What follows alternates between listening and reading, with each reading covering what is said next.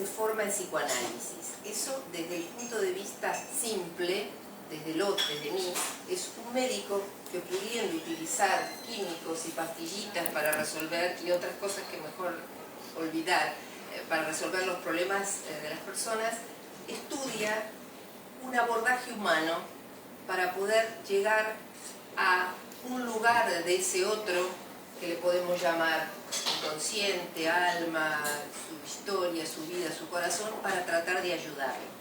Y justamente la disciplina que él estudia se forma en el que para mí es el máximo pensador que hasta ahora se ha producido sobre la teoría del sujeto humano, que es Jacques Lacan.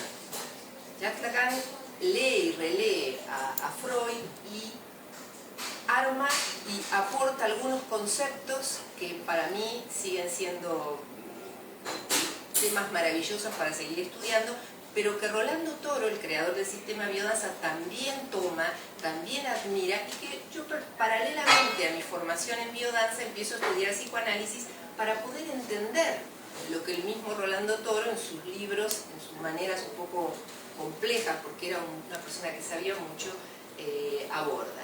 Entonces ese es un encuentro muy importante, y fundamentalmente hoy vamos a tocar un tema el cual vamos a jugar y Javier nos puede aportar mucho, que es el tema del deseo, la palabra deseo. Y para hablarles del deseo, les voy a empezar comentando una preciosa frase de Federico García Lorca, que creo que es bastante poco conocida, que es así: dibuja un plano de tu deseo y vive siempre en él dentro de una norma de belleza. La voy a volver a repetir. Dibuja un plano de tu deseo, cada uno el propio, y vive siempre en él dentro de una norma de belleza. ¿Por qué me encanta esta frase? Hitler, por ejemplo, dibujó un plano de su deseo y vivió mucho, más de lo que hubiéramos querido, siempre en él, bajo una norma que no era belleza. ¿Qué es la belleza? No sé si la podría definir, pero no era la norma que lo marcó a este hombre. ¿Están de acuerdo? ¿Sí? Entonces podemos continuar. Entonces, rescatando el deseo, la palabra deseo, biodanza trabaja lo real. Y ahí Javier quizás nos puede explicar cómo Lacan estructura 3 instancias de una manera sencilla, y biodanza se encaja en la tercera parte, que es lo real, que es los cuerpos, el deseo puesto en el cuerpo. ¿Cómo lo podríamos explicar de una manera sencilla para nuestros amigos?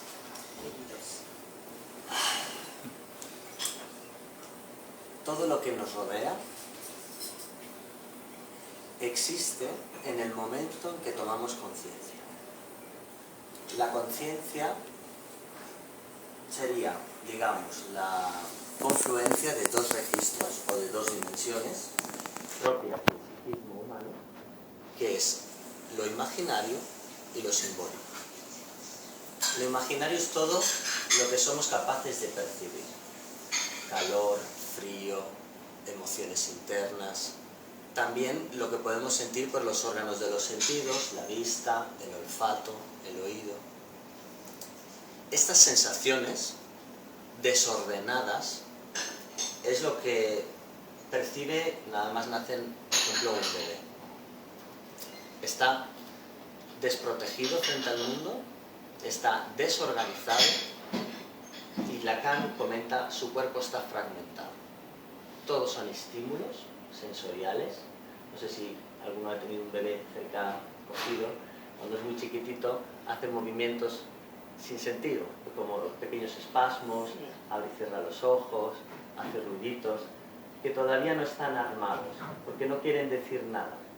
La madre, de alguna manera, a través de su propio mundo simbólico, el de la madre, va interpretando y va nombrando todas esas cosas que van sucediendo en el mundo imaginario del bebé.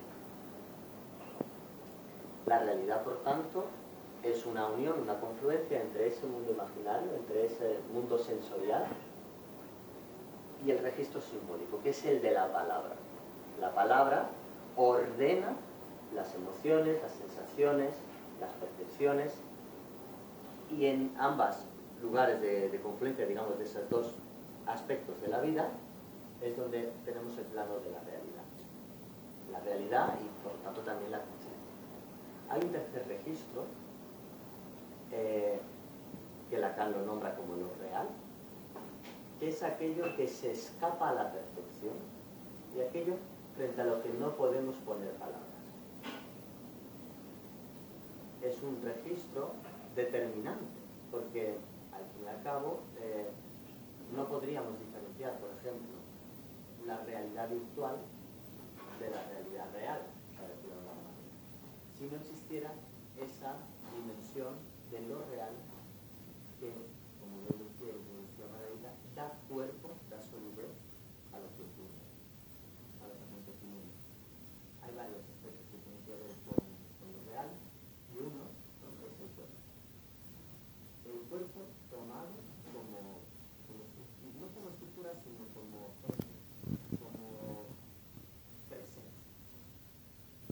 Presencia y ausencia. Y que nos vamos a morir, y eso es lo más real de lo real.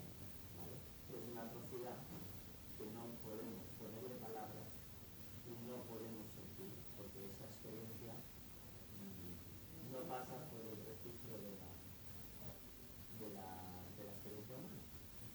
No sé si hay otra realidad, eso ya sería entrar en cuestiones espirituales, al menos llegamos hasta ese punto.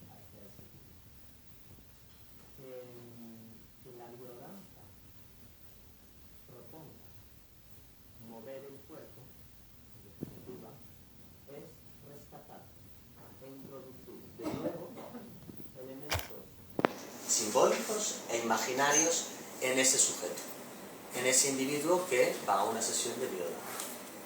Quiero acotar una cosita. Cuando él habla de lo simbólico, habla de las palabras. Y lo imaginario es lo que uno se imagina. En biodanza no usamos la palabra. Entonces podrían preguntarse cómo puede ser esto. Sin embargo, aunque no usamos la palabra, las palabras siguen dando vuelta alrededor nuestro. En toda la sesión, todas las palabras están presentes. Entonces, el no usar la palabra no quiere decir que no esté el aspecto simbólico y que no esté el aspecto imaginario, porque cuando alguien me hace así, el imaginario puede decir de él, me quiere, ¿no? Pero la verdad es que yo, hasta que no le puedo hacer así, pero hasta que yo no le diga, Javier, te quiero, eso no tiene... Claro, uno no lo sabe, puede ser como puede no ser. Entonces, el objetivo de toda esta comprensión es para que nosotros, yo como maestra, como terapeuta en biodanza, pueda entender un poco la humanidad y lo que pasa, no solo de lo que veo, sino y de lo que no se dice. Que pueda comprender un poco, pueda ampliar mi humanidad. Y volviendo un poco a la humanidad, que es lo que hoy le decía a Javier, no sé si se lo decía o lo pensaba, que es lo que admiro, ¿no? De las personas que trabajamos porque la humanidad sea una humanidad un poco más feliz, más tierna y más saludable, cosa que por ahora vamos mal, muy gravemente mal.